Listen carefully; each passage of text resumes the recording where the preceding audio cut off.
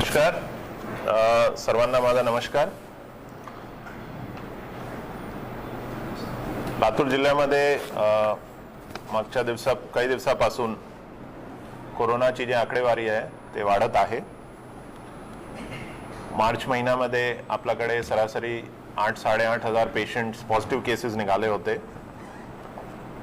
जे आपला declining trend होता ऑक्टोबर पासून तो डिक्लाइनिंग ट्रेंड आता रिव्हर्स झाला आहे आणि मार्च पासून आपले केसेस वाढत चाललेले आहे।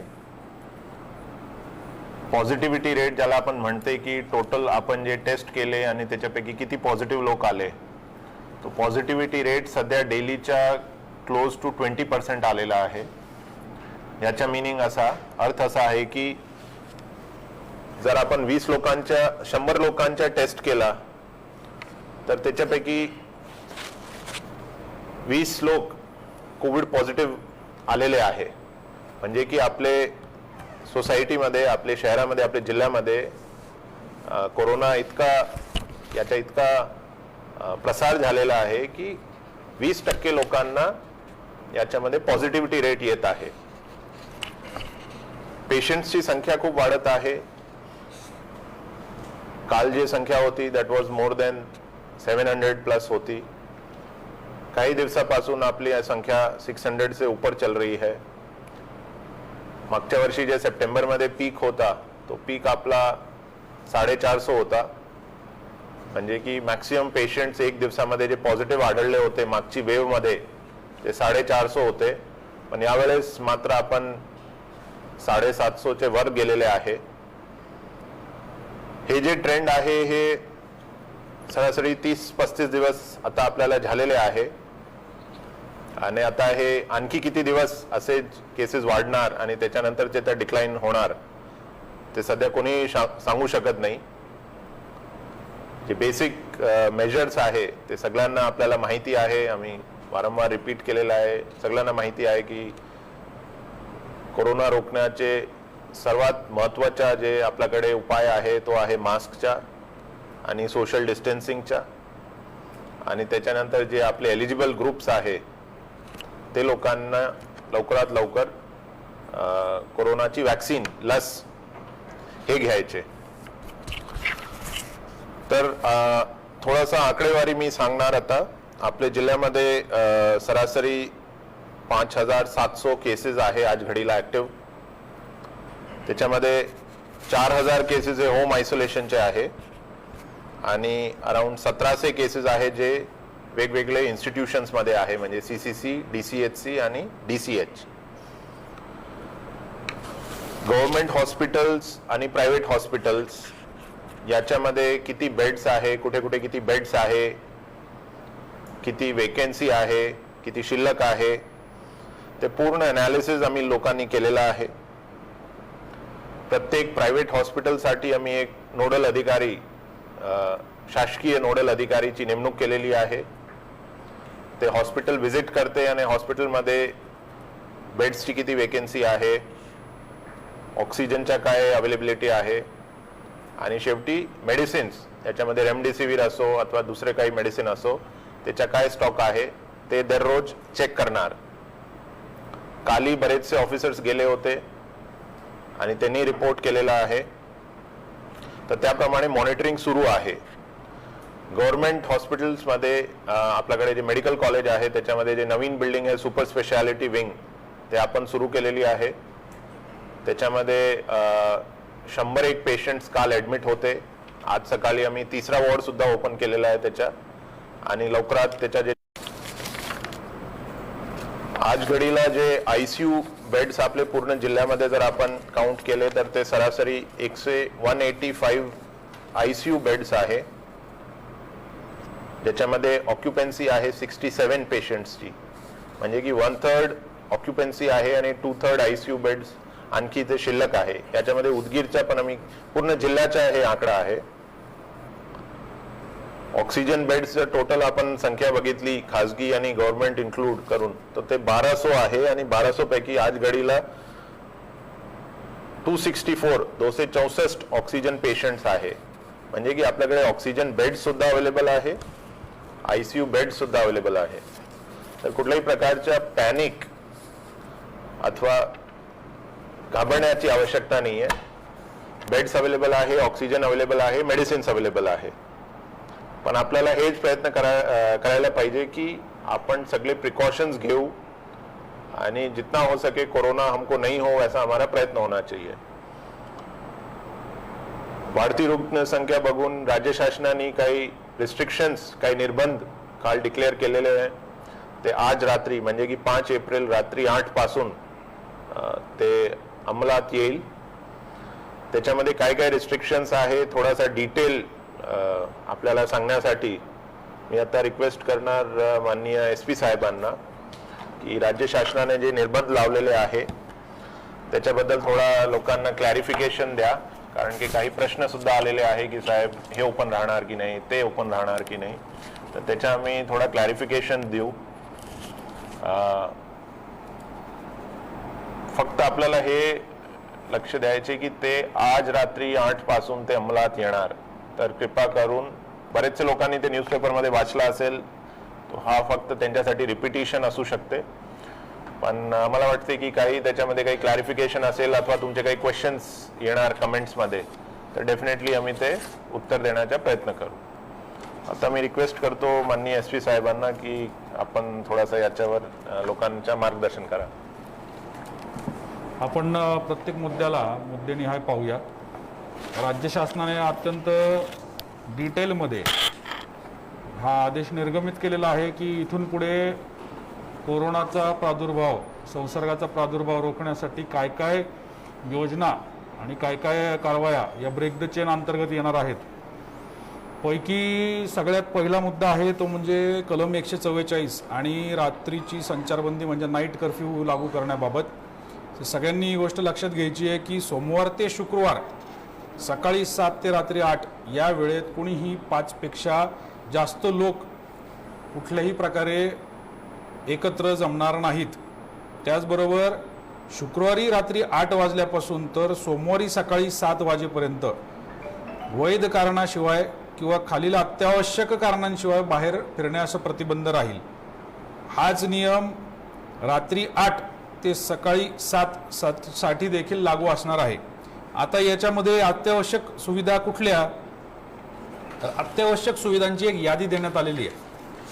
त्या यादीमध्ये नमूद केल्याप्रमाणे रुग्णालय, डायग्नोस्टिक सेंटर, क्लिनिक, वैद्यकीय विमा कार्यालय, pharmacies, medical stores, optical stores, pharmaceutical कंपन्या, इतर वैद्यकीय आणि आरोग्य सेवा, किराणा सामान, भाजीपाला दुकाने, दूध विक्री, बेकरी, मिठाई, खाद्य दुकाने इत्यादी, सार्वजनिक परिवहन, रेल्वे, ऑटो रिक्षा, अधिकृत टॅक्सी, सार्वजनिक, सरकारी, खाजगी बसेस, स्थानिक प्रशासनाकडून मान्सून पूर्व तयारीची कामे, शासकीय विभागाकडून होणारे सर्व सार्वजनिक स्वरूपाची कामे इत्यादी, अन्नधान्याचे दळणवळण, कृषी संबंधित सर्व सेवा ज्यामध्ये बी बियाणे, fertilizer, tractor, spare parts, maintenance, ई कॉमर्सच्या सगळ्या गोष्टी, साहित्य, पार्सल सेवा, आधार केंद्रे इत्यादी सर्व, अधिकृत media, petrol pump, LPG gas, puncture दुकाने इत्यादी, जिल्हा आपत्ती व्यवस्थापन प्राधिकरणाद्वारे वेळोवेळी अत्यावश्यक सेवा म्हणून निर्धारित केलेल्या सर्व सेवा याच्यामध्ये ग्राह्य धरल्या जातील. दुसरा मुद्दा जो नमूद करण्यात आलेला आहे तो आहे आउटडोर ॲक्टिव्हिटीज. आउटडोर ॲक्टिव्हिटीजच्या बाबतीत आपण यापूर्वीच आदेश निर्गमित केलेले आहेत. तेच निर्गमित केलेले आदेश पुढे कंटिन्यू करत सर्व उद्याने व सार्वजनिक मैदाने हे बंद राहतील. तिसरा मुद्दा आहे दुकाने, बाजारपेठ आणि मॉल. कुठली दुकानं, बाजारपेठ आणि मॉल उघडे राहतील, बंद राहतील, काय होईल याबाबतचा जो मुद्दा आहे, या मुद्द्यामध्ये अत्यावश्यक सेवा वगळता इतर सर्व दुकाने, बाजारपेठा आणि मॉल्स हे बंद राहणार आहेत. अत्यावश्यक सुविधा ज्या त्या मॉलमध्ये दिल्या जात आहेत तेवढ्या अत्यावश्यक सुविधा फक्त चालू ठेवण्याची मुभा राहील. अत्यावश्यक सेवा देणाऱ्या दुकान परिसरातील ग्राहकांमध्ये शारीरिक अंतर सुनिश्चित करावे. जास्तीत जास्त ग्राहकांना शक्य तिथे चिन्हांकित करून पुरेसे शारीरिक अंतर ठेवूनच थांबवावे.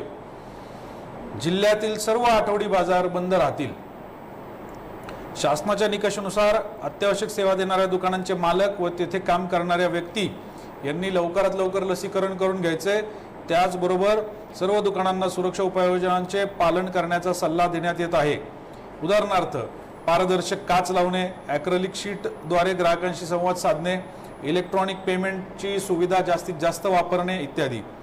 या आदेशाद्वारे बंद करण्यात आलेल्या सर्व दुकान मालकांनी स्वतः व त्यांच्या सर्व कर्मचाऱ्यांनी बंद करण्यात आलेल्या म्हणजे ज्या अत्यावश्यक मध्ये नाही आहेत आणि ज्या बंद करण्यात येणार आहेत पूर्णपणे, त्या सर्व दुकानांच्या मालकांनी त्यांनी स्वतः व त्यांच्या सर्व कर्मचाऱ्यांनी शासनाच्या मार्गदर्शक सूचनांनुसार लवकरात लवकर लसीकरण करून घ्यावे। तथापि लस घेईपर्यंत 15 दिवसांसाठी वैध नसलेल्या नकारात्मक RT-PCR चाचणी प्रमाणपत्र असणे बऱ्याच ठिकाणी हे बंधनकारक राहणार आहे। त्याबद्दल आपण पुढील मुद्द्यांमध्ये चर्चा करूया। आता राहून प्रवास करेल इतकी गर्दी बसमध्ये असता कामा नये। सार्वजनिक वाहतुकी दरम्यान विनामास्क आढळणाऱ्या व्यक्तींना 500 रुपये इतका दंड आकारला जाईल। अधिकृत चारचाकी टॅक्सीमध्ये विनामास्क आढळणाऱ्या व्यक्ती आणि टॅक्सी चालकास प्रत्येकी रुपये 500 इतका दंड आकारला जाईल। प्रत्येक ट्रिप नंतर वाहन निर्जंतुक करायची आहेत। त्याचबरोबर सर्व चालक आणि इतर कर्मचारी यांनी लवकरात लवकर लसीकरण करून घ्यायचा प्रयत्न करायचा आहे। त्याचबरोबर 10 एप्रिल नंतर कोविड निगेटिव्ह असल्याचा अहवाल हा सर्वांना बंधनकारक 15 दिवसाकरिता राहणार आहे। म्हणजे त्या गेल्या 15 दिवसांमध्ये आपण कोविड-19 निगेटिव्ह आहात याबाबतचा अहवाल आपल्याजवळ असला पाहिजे। ज्या टॅक्सी आणि ऑटो प्लास्टिकच्या शीटद्वारे पार्टिशन केले असेल तर यांना काही तरतुदींमधून सूट देता येऊ शकते। वरीलपैकी नकारात्मक RT-PCR प्रमाणपत्र नसल्यास किंवा लसीकरण न करता उपरोक्त पद्धतीने वाहतूक करताना आढळल्यास 1000 रुपये इतका दंड आकारला जाईल। रेल्वे स्टेशन बस स्थानकाच्या आवारात मास्क सक्तीचे करण्यात आलेले आहे। सार्वजनिक ठिकाणी विनामास्क आढळून आल्यास 500 रुपये इतका दंड आकारण्यात येईल। आता पुढचा मुद्दा आहे कार्यालयांबाबतीतचा। सर्व खासगी कार्यालये बंद राहतील। खालील खासगी कार्यालय वगळून सहकारी संस्था ज्यामध्ये सहकारी बँक, खासगी बँका, पब्लिक सेक्टर अंडरटेकिंग्स, त्याचबरोबर विद्युत पुरवठा संबंधित कंपन्या, दूरसंचार सेवा प्रदाता, विमा अथवा मेडिक्लेम कंपन्या, उत्पादन वितरणाच्या व्यवस्थापनासाठी फार्मास्युटिकल कंपनी व त्यांची कार्यालय, ऑफिसेस हे यातून वगळण्यात आलेले आहेत। आवश्यक असल्यास जिल्हा आपत्ती व्यवस्थापन प्राधिकारी यामध्ये अपवाद जोडू शकतील। वीज, पाणी आणि बँकिंग आणि इतर वित्तीय सेवा संबंधित सरकारी कार्यालय कंपन्या पूर्ण क्षमतेने कार्यरत राहतील। शासकीय कार्यालय तसेच सरकारी कंपन्यांच्या बाबतीत कार्यालयीन कर्मचाऱ्यांव्यतिरिक्त इतर व्यक्तीसोबत बैठकांसाठी फक्त ऑनलाईन पद्धतीचा अवलंब करण्यात यावा। सरकारी कार्यालय तसेच इतर कंपन्यांमध्ये कुठल्याही अभ्यागतांना येण्यास परवानगी दिली जाणार नाही। हे शासनाच्या आदेशांमध्ये, निर्गमित केलेल्या आदेशांमध्ये स्पेसिफिकली नमूद करण्यात आलेलं आहे। तरी गैरसोयी होऊ नये म्हणून लवकरात लवकर ई-व्हिजिटर सिस्टीम सुरू करण्याचा प्रयत्न करण्यात यावा। सरकारी कार्यालयांमध्ये अपवादात्मक परिस्थितीमध्ये कोविड-19 निगेटिव्ह अहवालासह कार्यालय प्रमुखांच्या परवानगीने प्रवेश देण्यात यावा। शासनाच्या मानकानुसार सर्व खासगी व सरकारी कार्यालयातील कर्मचाऱ्यांचे लवकरात लवकर लसीकरण करण्यात यावे जेणेकरून कार्यालये पुन्हा सुरळीत सुरू करता येतील। 6वा मुद्दा आहे खासगी वाहतूक बाबतचा। याबाबत खासगी वाहतूक बाबत सोमवार ते शुक्रवार सकाळी 7 ते सायंकाळी 8 वाजेपर्यंत सामान्यपणे सुरू राहतील। शुक्रवारी संध्याकाळी 8 ते सोमवारी सकाळी 7 पर्यंत केवळ अत्यावश्यक कारणास्तव सुरू राहील। सगळ्यांनी लक्षात घ्यायचंय, खासगी वाहनं म्हणजे आपल्या सगळ्यांची वाहनं ही व खासगी बसेस सोमवार ते शुक्रवार सकाळी 7 ते सायंकाळी 8 वाजेपर्यंत सुरू राहतील आणि शुक्रवारी संध्याकाळी 8 ते सोमवारी सकाळी 7 वाजेपर्यंत केवळ अत्यावश्यक कारणांसाठी आपल्याला गाड्यांमध्ये फिरता येणार आहे।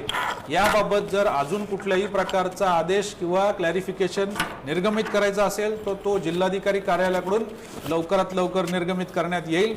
परंतु आज रात्री 8 वाजल्यापासून शासनाच्या या आदेशांची काटेकोरपणे अंमलबजावणी करण्याची प्रक्रिया ही जिल्हा प्रशासनाच्या वतीने सुरू होणार आहे। फक्त आसन क्षमतेच्या मर्यादेत वाहतूक करता सुरू राहील हे सगळ्यांनी लक्षात घ्यायचंय। मगाशी सार्वजनिक वाहतुकीसारखंच खासगी वाहतुकीसाठी देखील हा नियम लागू राहील। जेवढी आसन क्षमता आहे तेवढेच लोक त्यामध्ये प्रवास करताना दिसून आले पाहिजे। सर्व चालक आणि इतर कर्मचाऱ्यांनी शासनाच्या मार्गदर्शक सूचनानुसार लवकरात लवकर लसीकरण करून घ्यावे। तथापि लस घेईपर्यंत 15 दिवसांसाठी वैध असलेला नकारात्मक RT-PCR चाचणी प्रमाणपत्र असणे त्यांच्यासाठी बंधनकारक राहील। हा नियम 10 एप्रिल 2021 पासून अंमलात येईल, मगाशी सांगितल्याप्रमाणेच। 7वा मुद्दा आहे मनोरंजन आणि करमणूक. सर्व सिनेमागृहे, व्हिडिओगृहे बंद राहतील. नाट्यगृहे, प्रेक्षकगृहे बंद राहतील. सर्व करमणूक parks, arcades, video game parlour, playing card room बंद राहतील. सर्व वॉटर पार्क बंद राहतील. क्लब, जलतरण तलाव, व्यायामशाळा, जिम, योगा क्लासेस, नृत्य क्लासेस, क्रीडा संकुल बंद राहतील. या आस्थापनांशी संबंधित सर्व व्यक्तींनी लवकरात लवकर लसीकरण करून घ्यायचं आहे, जेणेकरून 30 एप्रिल नंतर दुसरा आदेश जेव्हा निर्गमित होईल त्यामध्ये जर आपल्याला चुकून काही सूट देण्यात आली असेल किंवा आपल्या सर्वांच्या सुदैवाने काही सूट देण्यात आली असेल तर त्याचा आपल्याला त्या ठिकाणी फायदा होऊ शकतो. चित्रपट, मालिका, जाहिरातींचे शूटिंग खालील अटींसाठी परवानगी असेल. त्या अटी शर्ती आपल्या आदेशामध्ये नमूद केलेल्या आहेत. मुद्दा क्रमांक 8 आहे रेस्टॉरंट्स, बार आणि हॉटेल्स. सर्व हॉटेल्स, रेस्टॉरंट्स, परमिट रूम आणि बार बंद राहतील. यामध्ये ज्या हॉटेल्समध्ये राहण्याची सुविधा आहे अशा हॉटेल्समधले रेस्टॉरंट्स हे फक्त आणि फक्त तिथे राहण्यासाठी आलेल्या लोकांना पार्सल सुविधा, रूम सर्व्हिसच्या दृष्टीने देऊ शकतील. हॉटेल्स आणि रेस्टॉरंट्स या दोन्ही शब्दांच्या व्याख्येमध्ये फरक आहे, तर तो प्रत्येकाने समजून घेऊन त्या पद्धतीने आपापल्या आस्थापना जी कुठली असेल त्यामध्ये त्या पद्धतीने ते नियम लागू असतील हे सर्वांनी लक्षात घ्यायचं आहे. सोमवार ते शुक्रवार सकाळी 7 ते सायंकाळी 8 वाजेपर्यंत फक्त पार्सल सेवा आणि होम डिलिव्हरीला परवानगी असेल. लक्षात घ्या, सोमवार ते शुक्रवार, 8 नंतर तर सगळ्या आस्थापना बंद असणार आहेत, पण सोमवार ते शुक्रवार सकाळी 7 ते सायंकाळी 8 वाजेपर्यंत फक्त पार्सल सेवा आणि होम डिलिव्हरी उपलब्ध असणार. पार्सल सेवा म्हणजे काय, तिथे प्रत्यक्ष जाऊन पार्सल घेऊन येणे. आणि होम डिलिव्हरी हॉटेलचा मालक, रेस्टॉरंटचा मालक किंवा एखाद्या खाद्यपदार्थ विकणाऱ्या ठिकाणचा मालक हा स्वतः घरी नेऊन जे देतो किंवा एखाद्या व्यवस्थे थ्रू नेऊन देतो ती होम डिलिव्हरी. तर अशा प्रकारे होम डिलिव्हरी आणि पार्सल सेवा ही सोमवार ते शुक्रवार सकाळी 7 ते सायंकाळी 8 वाजेपर्यंत फक्त चालू राहील. होम डिलिव्हरी सेवेतील सर्व कर्मचाऱ्यांचे तसेच रेस्टॉरंट्स, बार येथील शासनाच्या मार्गदर्शक सूचनांनुसार लवकरात लवकर लसीकरण करून घ्यावे. तथापि लस घेईपर्यंत 15 दिवसांसाठी वैध असलेल्या नकारात्मक RT-PCR चाचणी प्रमाणपत्र असणे त्यासाठी बंधनकारक आहे. 10 एप्रिल नंतर RT-PCR चाचणी प्रमाणपत्र निगेटिव्ह आहे का याची तपासणी केली जाऊ शकते प्रशासनाकडून. दिनांक 10 एप्रिल 2021 नंतर विना लसीकरण किंवा नकारात्मक RT-PCR प्रमाणपत्र विना आढळणाऱ्या कर्मचाऱ्यावर 1000 रुपये दंड, 1000 रुपये इतका दंड आकारला जाऊ शकतो आणि त्या आस्थापनेवरती 10,000 रुपये इतका दंड आकारला जाऊ शकतो. वारंवार उल्लंघन झाल्यास अशा आस्थापना धारकांचा परवाना कोविड-19 महामारी संपेपर्यंत रद्द करता येऊ शकतो. 9 नंबरचा मुद्दा आहे धार्मिक स्थळे अथवा प्रार्थना स्थळे. सर्व धार्मिक स्थळे अथवा प्रार्थना स्थळे बंद राहतील. त्या ठिकाणी कार्यरत असणारे व्यक्ती, सेवक, कर्मचारी हे तेथील त्यांचे कर्तव्य बजावतील, परंतु बाह्य अभ्यागतांना प्रतिबंध असेल.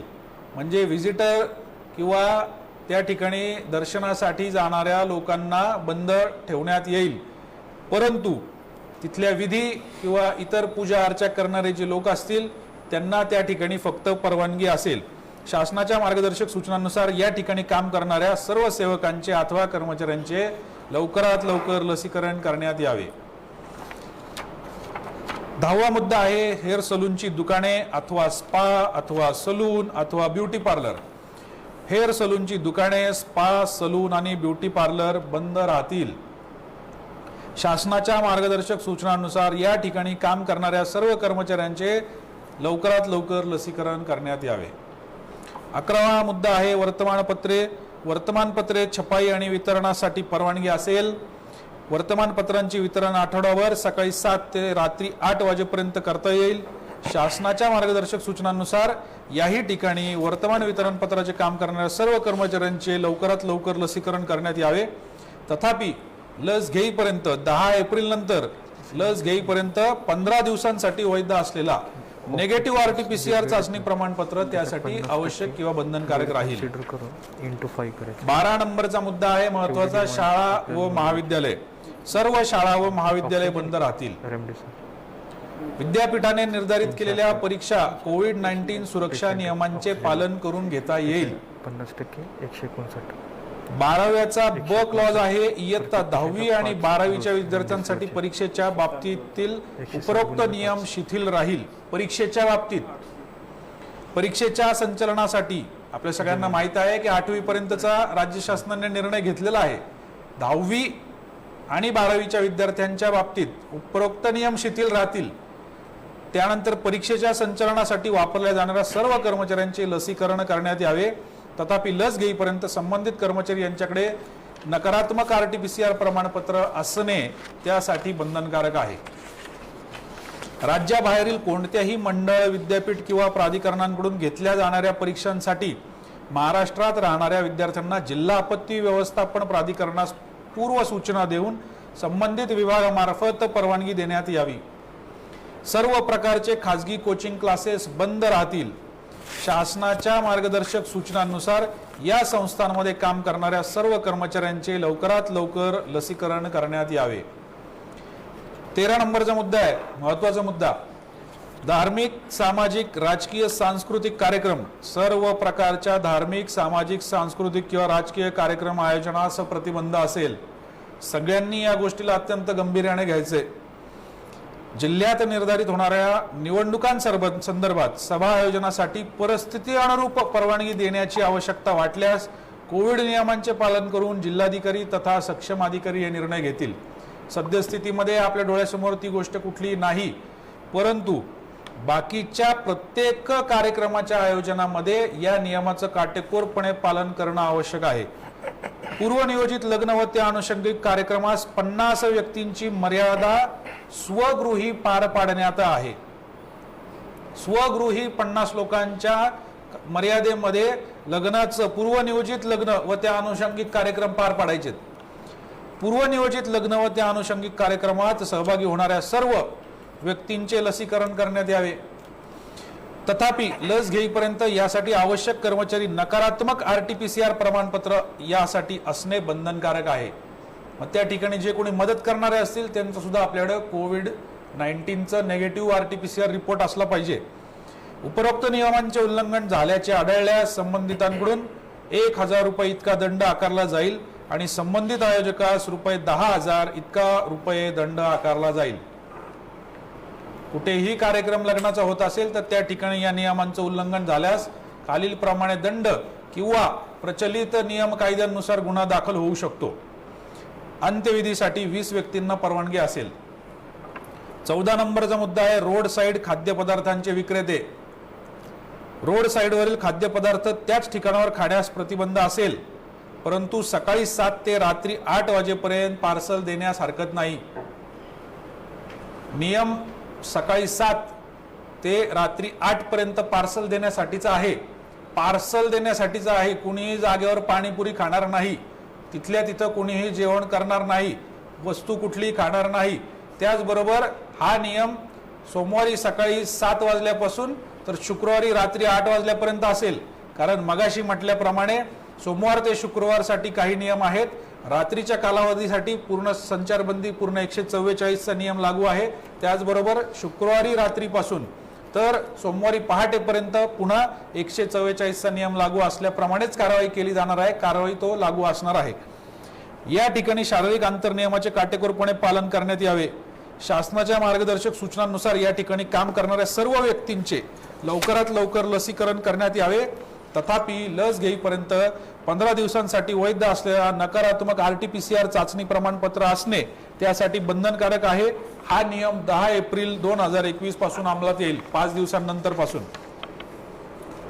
या संदर्भातील नियमांची अंमलबजावणी करण्यासाठी स्थानिक प्रशासनाने आमच्यासाठी सूचना आहेत, आपल्यासाठी नाही, परंतु प्रत्येक उल्लंघन करणाऱ्या ग्राहक किंवा विक्रेते यांच्यावर दंडात्मक कार्यवाही करावी, आम्हाला स्पष्ट आदेश देण्यात आलेले आहेत. दुसऱ्यांदा उल्लंघन करताना आढळल्यास कोविड-19 महामारी संपेपर्यंत संबंधितांचे दुकान बंद करण्यात यावे. आपल्याला कोणालाही त्या परिस्थितीपर्यंत पोहोचायचं नाहीये. 15 नंबरचा मुद्दा आहे उत्पादन क्षेत्र. ज्या ठिकाणी प्रोडक्शन होतं, मॅन्युफॅक्चरिंग होतं, MIDC एरिया असतील किंवा कारखाने असतील अशा ठिकाणसाठी नियम आहे. उत्पादनाशी निगडीत कारखाने अथवा कंपन्या पुढील नियमांचे पालन करून सुरू राहतील. प्रत्येक कामगारांची दररोज थर्मल गनद्वारे टेम्परेचर तपासणी करावी. सर्व कर्मचारी, कामगार, व्यवस्थापकीय कर्मचारी यांचे शासनाच्या मार्गदर्शक सूचनांनुसार लवकरात लवकर लसीकरण करून घ्यावे. एखादा कामगार अथवा मजूर कोविड पॉझिटिव्ह आढळल्यास त्याच्या संपर्कात आलेल्या सर्व व्यक्तींना विलगीकरण करावे. ज्या ठिकाणी 500 पेक्षा जास्त कामगार संख्या असणारे कारखाने किंवा युनिट्स आहेत त्यांनी त्यांचे स्वतःचे विलगीकरण कक्ष स्थापित करण्याचा प्रयत्न करावे. जर एखादा कामगार कोविड सकारात्मक असल्याचे आढळले तर पूर्णपणे निर्जंतुक होईपर्यंत युनिट बंद राहील. सर्वजण एकत्र बसून जेवण चहापान करण्यास मनाई असेल. सार्वजनिक शौचालयाची वारंवार निर्जंतुकीकरण करण्यात यावे. या फॅक्टरीच्या, कंपनीच्या ठिकाणचे सार्वजनिक शौचालय याचं वारंवार निर्जंतुकीकरण करायचं आहे. त्याचबरोबर शासनाच्या मार्गदर्शक सूचनांनुसार या ठिकाणी काम करणाऱ्या सर्व व्यक्तींचे लवकरात लवकर लसीकरण करायचंय. लस घेईपर्यंत 15 दिवसांचा वैध असलेला RT-PCR निगेटिव्ह अहवाल कोविडचा हा त्याच्यासाठी बंधनकारक राहील. हा नियम 10 एप्रिल पासून लागू करण्यात येईल. मगाशी सांगितल्याप्रमाणे एखादा कामगार अथवा मजूर कोविड सकारात्मक आढळल्यास वैद्यकीय रजा देण्यात यावी. तसेच त्यांना कामावरून कमी करण्यात येऊ नये व त्यांना वैद्यकीय रजेच्या कालावधीचे वेतन अदा करण्यात यावे. सगळ्यांनी या मुद्द्याकडे व्यवस्थित लक्ष द्यायचंय.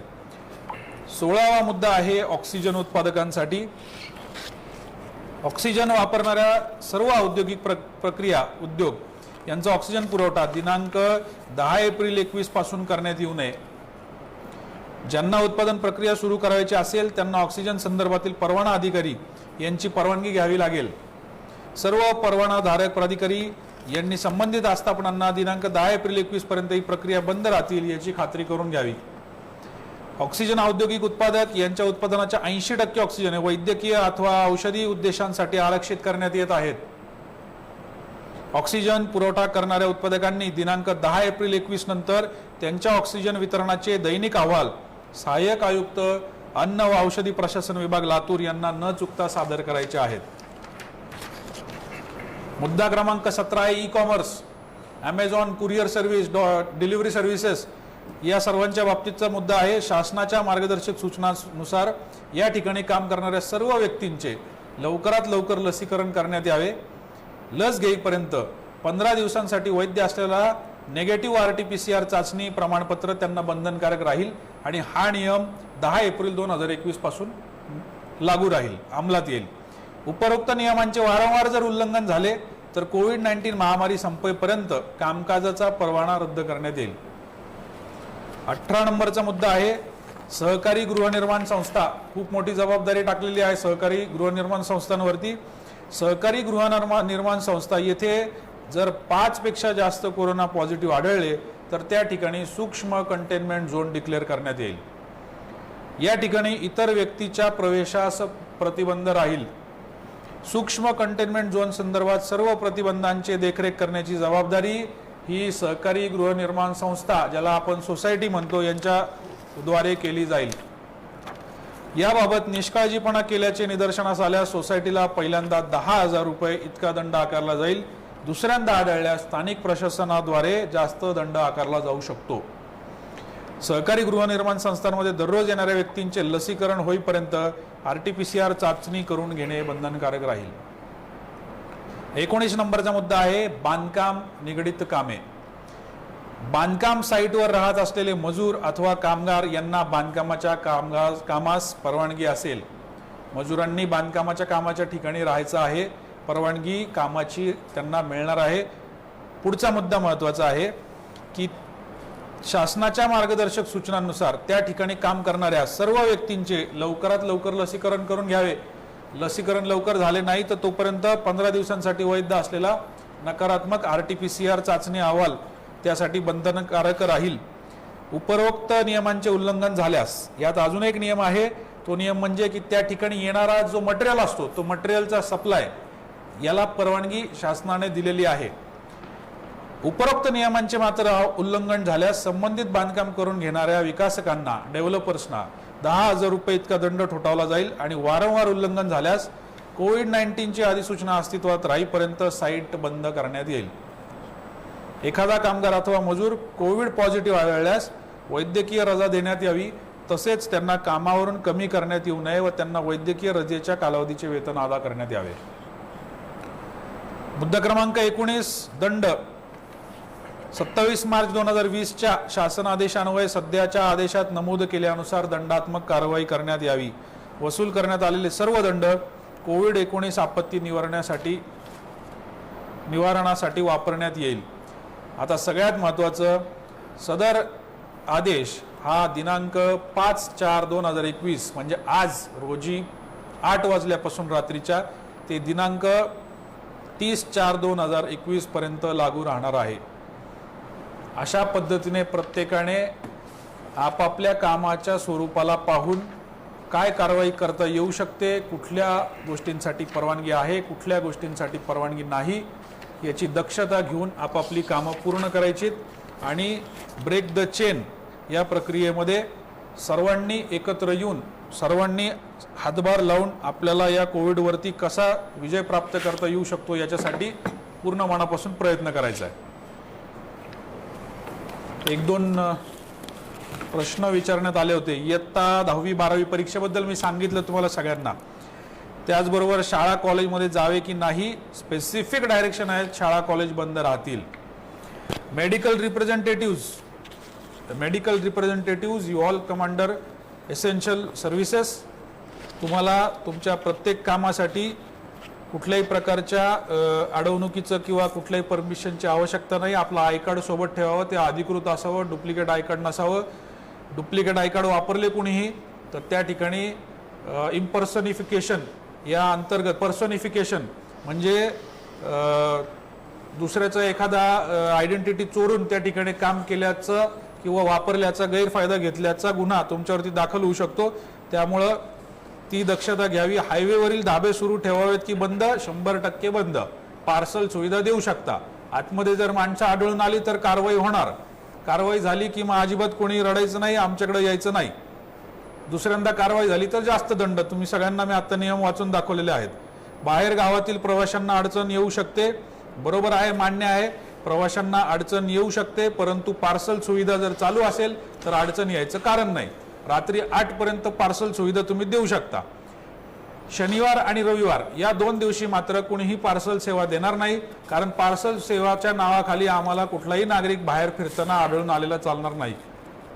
तुम्ही होम डिलिव्हरी देऊ शकता, परंतु पार्सल सेवा देऊ शकत नाही. 2 प्लेट पाणीपुरीसाठी कोणीही शनिवार रविवार बाहेर फिरणार नाही. माझ्याकडे 2 प्रश्न आलेले, 3 प्रश्न आलेले, तिन्हींची उत्तरं मी दिलेली आहेत. जे लोक लेबर लोक असतात त्यांच्यासाठी काय आदेश आहेत? ते लोक दररोज गंजगोळे या ठिकाणी येतात आणि कामावरती जातात आणि शिवण चौकटी या ठिकाणी येतात आणि कामावरती जातात. त्याच्यासाठी काय प्रश्न असा विचारण्यात आलेला आहे की स्थानिक लेबर लोकांसाठी काय प्रकारची कारवाई करणं अपेक्षित आहे किंवा त्यांनी कशा पद्धतीने काम करायचं आहे. सद्यस्थितीमध्ये निर्गमित केलेल्या सूचनांचं आपण पालन करणार आहोत.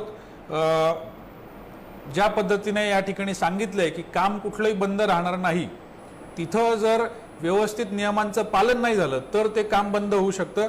त्याच्यामुळं नियमांचं पालन करून काम करत असताना कोणालाही कुठली अडवणूक केली जाणार नाही.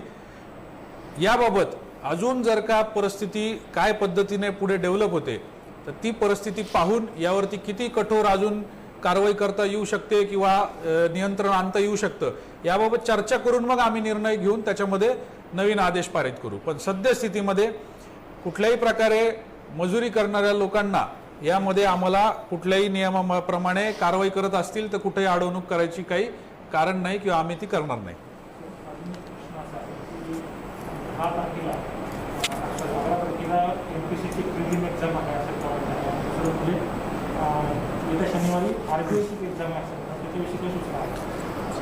महत्वाचा मुद्दा आहे. बऱ्याच एक्झाम आहेत, फक्त MPSC, फक्त RBI, फक्त 10वी-12वी याच्या एक्झाम नाही, बऱ्याच एक्झाम होणार आहेत. शासनाने निर्देश दिल्याप्रमाणे ज्या ज्या एक्झाम कंडक्ट करायच्या त्या सगळ्या एक्झाम कंडक्ट केल्या जाणार. सुदैवाने अशी कुठली एक्झाम नाही आहे जी फक्त लातूरमध्ये होते.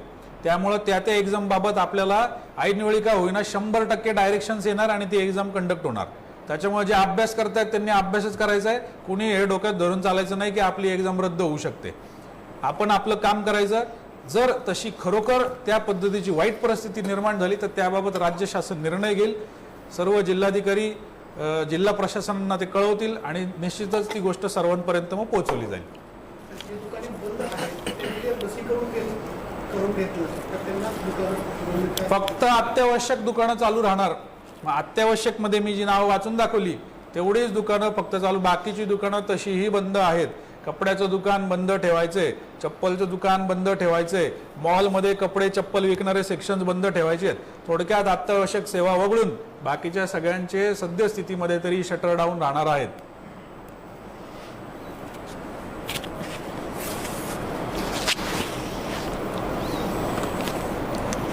धन्यवाद SP साहेब. जसं यांनी सांगितलं की काही इश्यूजमध्ये काही अडचण आली तर डेफिनेटली आम्ही ते चर्चा करू, शासनाकडूनही मार्गदर्शन मागू आणि त्याप्रमाणे पुढचा डिसिजन घेणार. त्याच्यामध्ये आता जे 2-3 दिवसापासून एक रेमडेसिवीर इंजेक्शनची अवेलेबिलिटी आणि त्याचा काळा बाजार सुरू आहे असा बरेचसे लोकांचा आरोप होता आणि बरेचसे व्हॉट्सॲप ग्रुपमध्ये पण याची चर्चा चालू होती. याच्याबद्दल आम्ही जिल्हा प्रशासनाच्या मार्फत काय कारवाई केलेली आहे, काय नियम आहे, कशा पद्धतीचे त्याच्या मॉनिटरिंग सुरू आहे त्याच्याबद्दल डिटेल्स देण्यासाठी आपल्यासोबत आमचे डिप्टी कलेक्टर आहे श्री गणेश महाडिक आणि त्यांच्यासोबत फूड अँड ड्रग ॲडमिनिस्ट्रेशन अन्न आणि औषध विभाग याचे इन्स्पेक्टर श्री बुगाडे हे पण आहे.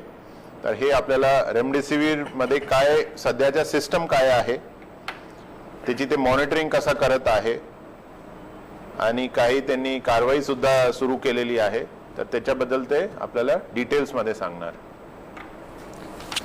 कोविड-19च्या वाढत्या प्रादुर्भावाच्या पार्श्वभूमीवरती रेमडेसिवीर औषधाचा पुरवठा सुरळीतपणे व्हावा यासाठी जिल्हा प्रशासनाकडून पुरेशी खबरदारी घेतली जात आहे. आज रोजी शासकीय यंत्रणांकडे साधारणतः 5200 रेमडेसिवीरचा स्टॉक शिल्लक आहे आणि ज्या खाजगी मेडिकल शॉप्स आहेत त्यांच्यावर साधारणतः 1000 रेमडेसिवीरचा स्टॉक शिल्लक आहे. खाजगी जे मेडिकल्स आहेत कुठल्या मेडिकलकडे किती स्टॉक आहे हे सुद्धा आम्ही फूड अँड ड्रग ॲडमिनिस्ट्रेशन ऑफिसकडून सर्व नागरिकांपर्यंत ही माहिती आम्ही पोहोचवलेली आहे. याच्याशिवाय जे होलसेलर औषध विक्रेते आहेत त्यांना आम्ही रायटिंगमध्ये सूचना दिलेल्या आहेत. त्यांच्याकडे असणारा जो रेमडेसिवीरचा स्टॉक आहे तो त्यांनी प्रामुख्याने कोविड हॉस्पिटलच्या डिमांड लेटरनुसारच वितरित करायचं आहे. कोणत्याही परिस्थितीमध्ये होलसेलर आहेत त्यांनी रेमडेसिवीर औषधाची किरकोळ विक्री करायची नाही आणि हे सुनिश्चित करण्यासाठी जिल्हा प्रशासनाकडून पथक गठीत करण्यात आलेले आहेत आणि रोज हे होलसेलर विक्रेते आहेत त्यांच्या शॉपची तपासणी केली जाते. काल तपासणी करत असताना 2 होलसेलर विक्रेते आम्हाला असे आढळून आले ज्यांनी विनापरवाना रिटेल विक्री केलेली होती, विनापरवानगी विक्री केलेली होती. तर अशा होलसेलर जे विक्रेते आहेत त्यांना आम्ही आज नोटीस काढलेली आहे. त्यांचा खुलासा घेऊ, जर तो खुलासा असमाधानकारक असेल तर आम्ही त्यांच्या विरोधात नियमानुसार कारवाई करतोय. याच्याशिवाय जे कोविड हॉस्पिटल्स आहेत खाजगी कोविड हॉस्पिटलला रेमडेसिवीरचा पुरवठा सुनिश्चित करण्यासाठी आम्ही राज्यस्तरावरती जे डिस्ट्रीब्युटर्स आहेत त्यांचे कॉन्टॅक्ट नंबरही आम्ही दिलेले आहेत. हे खाजगी कोविड हॉस्पिटल डायरेक्टली ह्या राज्यस्तरावरचे जे डिस्ट्रीब्युटर्स आहेत त्यांच्याशी संपर्क साधून आपली मागणी नोंदवू शकतात आणि त्याच्यानुसार खाजगी कोविड हॉस्पिटलमध्ये रेमडेसिवीरचा जो पुरवठा आहे तो सुनिश्चित केला जाईल.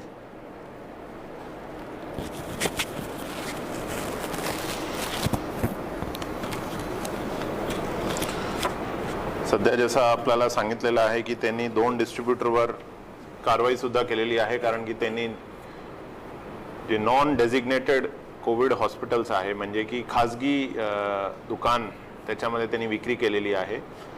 आता थोडा रेमडेसिवीरच्या पूर्ण राज्यामध्ये थोडाफार शॉर्टेज आहे त्याच्यामुळे प्रायोरिटी आम्ही तेच हॉस्पिटल्सला देणार जे कोविडमध्ये आमच्याकडे रजिस्टर्ड आहे. तर जे 12-13 प्रायव्हेट हॉस्पिटल्स जे आमच्याकडे आहे, ते लिस्ट माझ्यासोबत सध्या नाही आहे. किती आहे?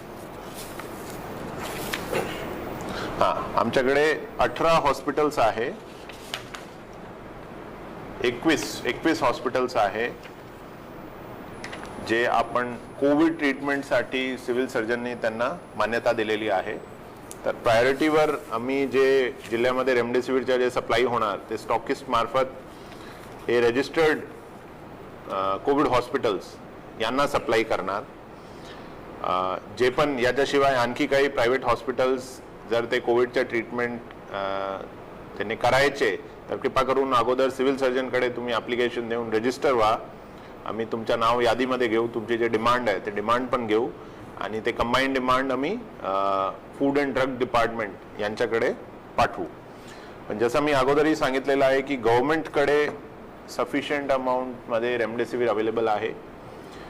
कुठल्याही गव्हर्नमेंट हॉस्पिटलमध्ये याच्या तुतवडा शॉर्टेज याच्या नाही. तर कृपा करून जे पण पेशंट्स आहे ते गव्हर्नमेंट हॉस्पिटल्समध्ये आप ॲडमिट होईये. तिथे तुमच्या जे ट्रीटमेंट प्रोटोकॉल प्रमाणे रेमडेसिवीरची नेमकी आवश्यकता आहे की नाही ते डॉक्टर्स डिसाईड करणार. बरेचसे ठिकाणे एक्सेसिव्ह यूज ऑफ रेमडेसिवीर सुद्धा झालेला आहे. ते रेमडेसिवीर यूज करायचे की नाही ते आपण ठरवू शकणार नाही, ते डॉक्टरच ठरवू शकते. तर कृपा करून फक्त कोरोना झाला आहे त्याच्यामुळे आम्हाला रेमडेसिवीर पाहिजे हे मानसिकता हटा दीजिए. ते डॉक्टरांवर सोडा आणि ते पण आमचे जे कोविड रजिस्टर्ड हॉस्पिटल्स आहेत, कृपा करून कुठलेही जनरल प्रॅक्टिशनर्स जे याच्यामध्ये रजिस्टर्ड नाही अथवा दुसरे काही डॉक्टर्स आहे जे फिजिशियन नाही त्यांच्या रिकमेंडेशनवर कृपा करून रेमडेसिवीर घेऊ नका. तो इट शुड बी स्ट्रिक्टली आमचे जे रजिस्टर्ड हॉस्पिटल्स आहे त्यांचे प्रिस्क्रिप्शनवरच आपल्याला ते मिळणार. ते 2-3 डॉक्युमेंट्स प्रत्येक दुकानमध्ये आम्ही अनिवार्य केलेले आहे. एक तर प्रिस्क्रिप्शन त्याच्याकडे पाहिजे जे रजिस्टर्ड कोविड हॉस्पिटल आहे तिकडचे डॉक्टरांच्या, RT-PCR रिपोर्ट पेशंटची पाहिजे पॉझिटिव्हची, आणि याच्यासोबत तिथे तुम्ही जर हॉस्पिटलमध्ये ते सप्लाय करणार. तर आय थिंक हा एक विषय झालेला आहे. 2-3 विषय क्विकली मला कव्हर करायचे.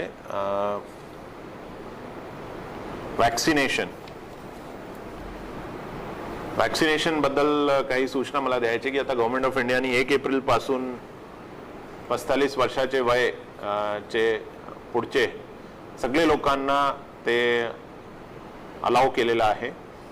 लातूर जिल्ह्यामध्ये जे आमच्या कॅल्क्युलेशन आहे सरासरी 8 लाख लोक असे आहे की जे वॅक्सिन घेण्यासाठी आज एलिजिबल आहे. आजची जे कंडिशन्स आहेत त्याच्याप्रमाणे हे 8 लाख लोकांपैकी सरासरी 1.25 लाख 1.25 लाख लोकांच्या लसीकरण झालेलं आहे आणि उर्वरित पण आम्ही ते लसीकरण सुरू आहे. पण आपण सगळ्यांना विनंती आहे की जर आपण हे एलिजिबल ग्रुपमध्ये जर आपण आहे तर कृपा करून नियरेस्ट गव्हर्नमेंट फॅसिलिटी किंवा जे प्रायव्हेट फॅसिलिटीज यांना आम्ही अलाव केलेलं आहे वॅक्सिनेशनसाठी तिथे जाऊन तुम्ही लस घ्या. लसच्या कुठल्याही प्रकारच्या शॉर्टेज नाही. आमच्याकडे भरपूर वॅक्सिन्स आहे, फक्त लोकांकडून तेवढा रिस्पॉन्स येत नाही. त्याच्यामुळे आम्ही सुद्धा नियोजन केलेलं आहे की आशा वर्कर्स आणि जे पण गावाचे सरपंच आहे दुसरे काही लोक आहे त्यांच्या मार्फत काही नियोजन करण्याचा आम्ही प्रयत्न करत आहे. पण आपल्याला हेच विनंती आहे की कृपा करून वॅक्सिन्स आहे आपल्याकडे अवेलेबल, एलिजिबल आहे, वॅक्सिन्स घ्या तुम्ही. असा नाही झाला पाहिजे की वॅक्सिन अवेलेबल आहे आणि आपण वॅक्सिन घेतली नाही आणि आपल्याला कोरोना झाला आणि त्याच्यामध्ये काही सिरियस इश्यू झाला. Vaccine is completely safe. आपल्याकडे दोन्ही प्रकारची वॅक्सिन आहे, कोविशिल्ड आहे आणि कोवॅक्सिन आहे आणि दोन्ही सफिशियंट अमाऊंटमध्ये अवेलेबल आहे. कुठल्याही प्रकारचं शॉर्टेज नाही आहे त्याच्यामध्ये. तर हेच विनंती आहे सगळ्यांना की जे एलिजिबल आहे कृपा करून त्याच्यामध्ये रजिस्टर व्हा. काही ग्रुप्सची माझ्याकडे डिमांड आली होती, जसे बँकर्स आहे. बँकर्सचं म्हणणं आहे की साहेब आम्ही फ्रंटलाईन वर्कर्स सारखे आहे तर आम्हाला द्या. त्याच्यानंतर पोस्ट ऑफिसची डिमांड आली होती की पोस्ट ऑफिसच्या लोकांसाठी पण हे सगळ्यांसाठी ओपन करा वॅक्सिनेशन. आणि त्याच्यानंतर एनजीओजची सुद्धा एक मागणी आली होती की साहेब आम्ही फील्डमध्ये काम करते, आमच्या लोकांना तुम्ही फ्रंटलाईन वर्कर म्हणून ट्रीट करा आणि वॅक्सिन द्या. तर डेफिनेटली याच्यावर विचार चालू आहे आणि लवकरात लवकर आम्ही काही डिसिजन याच्यावर घेणार. पण आज घडीला जे एलिजिबल आहे कृपा करून ते तुम्ही सगळे लस घ्या.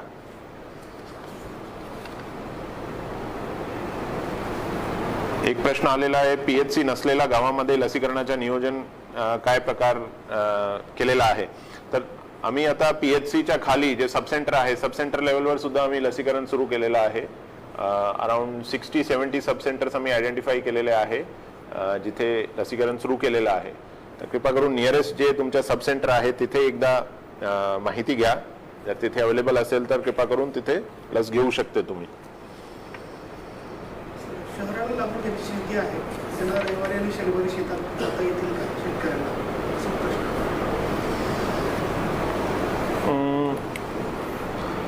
सॅटर्डे आणि संडे पूर्णपणे लॉकडाऊन आहे. तर कुठल्याही प्रकारची अशी मुवमेंट प्रयत्न केलेला आहे. आज जे नवीन निर्बंध आलेले आहेत त्याच्याबद्दल चर्चा झालेली आहे. सगळ्यांना हेच विनंती आहे की कृपा करून प्रशासनच्या सहकार्य करा. आजपासून जे नियम आहे त्याची कडक अंमलबजावणी होणार आहे. तर नंतर असा नाही झाला पाहिजे की साहेब आमच्यावर कारवाई झाली, आम्ही फॉलो करते. म्हणजे कृपा करून आजपासून फॉलो करा. कारवाईची वेळ नाही आनी चाहिए आपके पास. कोरोनाचे केसेस वाढत आहे, डेफिनेटली वाढत आहे, चिंताचाही विषय आहे ते. पण जसा जे केसेस ऊपर जाते हैं त्याचप्रमाणे केसेस खाली पण येणार. तर आपल्याला ते होप कायम ठेवायचे की लवकरात लवकर आपल्या जिल्ह्यामध्ये त्याचा डिक्लाइन सुरू झाला पाहिजे.